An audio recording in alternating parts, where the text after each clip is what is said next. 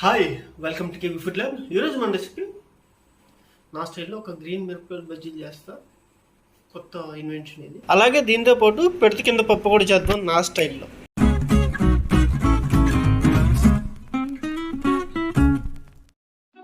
వేయించిన శనగపప్పు 1/2 కప్ తీసుకున్న. దాంట్లోనే కొద్దిగా కొత్తిమీర, కొద్దిగా పుదీనా, కొద్దిగా కరివేపాకు అండ్ కొంచెం సాల్ట్ వేసి బాగా మిక్స్ చేసి పట్టాను.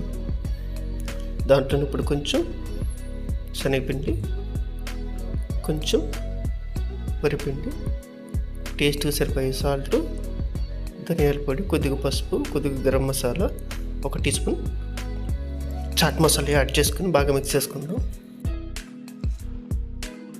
కొంచెంగా వాటర్ యాడ్ చేసుకుంటూ బ్యాటర్ని మనం ప్రిపేర్ చేసుకుందాం.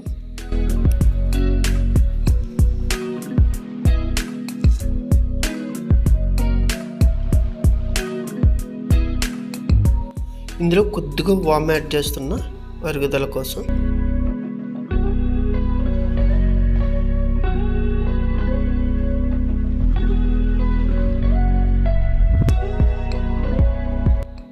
పించ్ ఆఫ్ బేకింగ్ సోడా,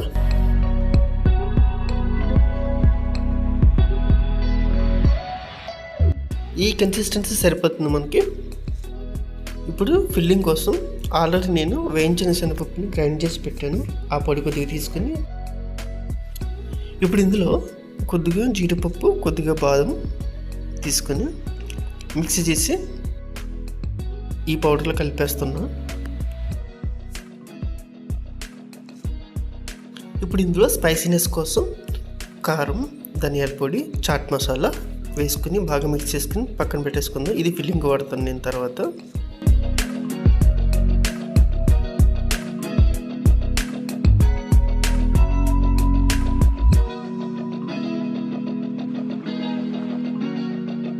నేను ఇక్కడ డబల్ కోటింగ్ ఇచ్చి మిరపకాయ బజ్జీని ఫ్రై చేస్తున్నా. ఎందుకంటే నేను శనగపిండి వాడలేదు కదా, సో మనకి బైండింగ్ అనేది అంత పర్ఫెక్ట్గా రాదనమాట. అందుకని డబుల్ కోటింగ్ ఇస్తున్నా.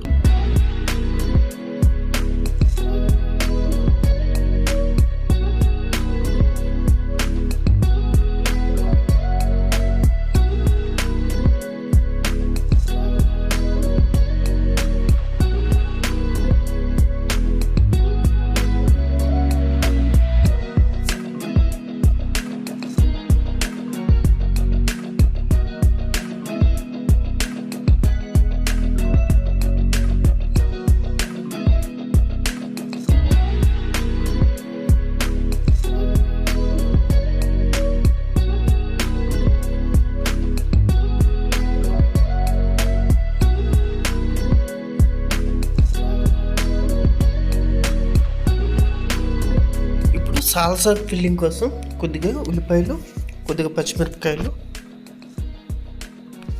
కొద్దిగా బాగా సన్నగా తిరిగిన కరివేపాకు, నిమ్మరసం, అలాగే కొద్దిగా సాల్ట్ వేసుకొని బాగా మిక్స్ చేసుకొని ఇది ఫిల్లింగ్ చేస్తాం మిరపకాయ బజ్జీ లోపలికి. అంతేనండి, రెడీ అయిపోయినాయి మనకి మిరపకాయ బజ్జీలు. ఇప్పుడు పెడత కింద పప్పు చేసుకుందాం. దానికోసం ఆల్రెడీ నేను మిరపకాయ బజ్జీలో వాడేగా మిగిలిన ఆ సాల్సా ఉంది కదా, దాంట్లో కొంచెం పచ్చిమిర్చి అండ్ మరమరాలు యాడ్ చేసేసా. దాన్ని కొద్దిగా ఫ్రైడ్ గ్రౌండ్నట్ యాడ్ చేసి ఇందాక పొడి చేశాను కదా, ఆ పొడి మళ్ళీ 2 టేబుల్ స్పూన్లు యాడ్ చేసుకుని అందులో చాట్ మసాలా, కారం,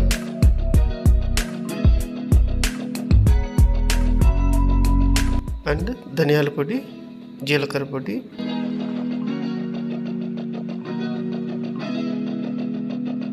గరం మసాలా, కొద్దిగా సాల్ట్ కూడా యాడ్ చేసుకుని బాగా మిక్స్ చేసుకుందాం.